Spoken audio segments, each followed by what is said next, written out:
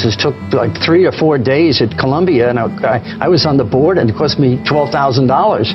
And they said, you know, I'm sorry, we really, we don't treat autism. We don't have any tools, and we don't have, quite frankly, any reimbursement from insurance. So you really can't get treated here. You have to go out and find therapists and do You're it on that your way. own, basically, You're is on what your they own. were saying. You're on your own.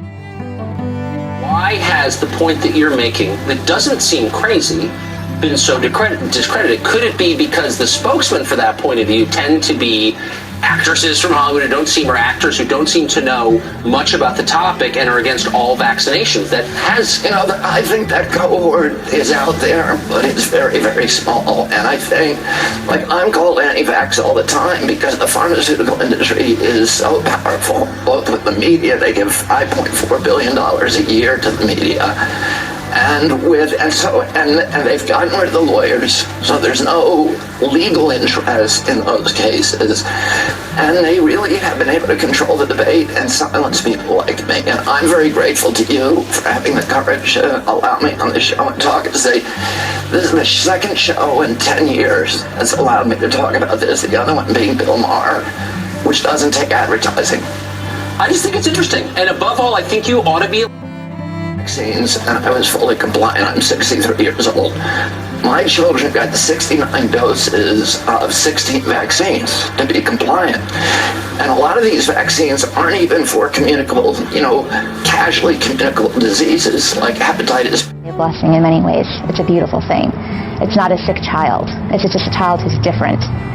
And I would hate to perpetuate the myth that autism is somehow worse than getting a disease. Learn about your vaccine, because this is the shit that is going to destroy your life, your child's life, your marriage, everything. And I'm sick and tired of people attacking me and saying bullshit. This is serious. This is what I have to deal with. Our children with this disease that's very new to us, that we haven't heard of for centuries. When we were back home, measles is a curable disease, but autism is not a curable disease. It goes on for the rest of their lives. So you bear that. Using disgusting mess. There we go. Here we go. Stuff that. Oh, you can eat it. There we go. Oh, he's got it. Oh, yeah, he's got it. The science is settled. Vaccinations work. They save lives. Except here's the problem Bill Nye and no scientist in America wants to talk about. Where does that mercury go? Where does that aluminum go? They're not finding it in your urine. It's not disappearing when you take a crap. What it's doing is it's being found where? It's going into the brain. And when it hits the brain, that's right, encephalopathy, brain swelling. It's written inside the labels. That's a known side effect of every vaccine we get. And yet Bill Nye wants to leave that part of this story out. We haven't figured out how to do this without deadly, poisonous, toxic chemicals and metal.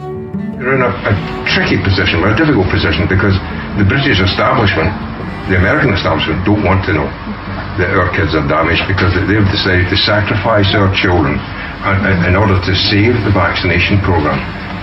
I don't think child sacrifice should be practiced in this country or the United States, anywhere in the world.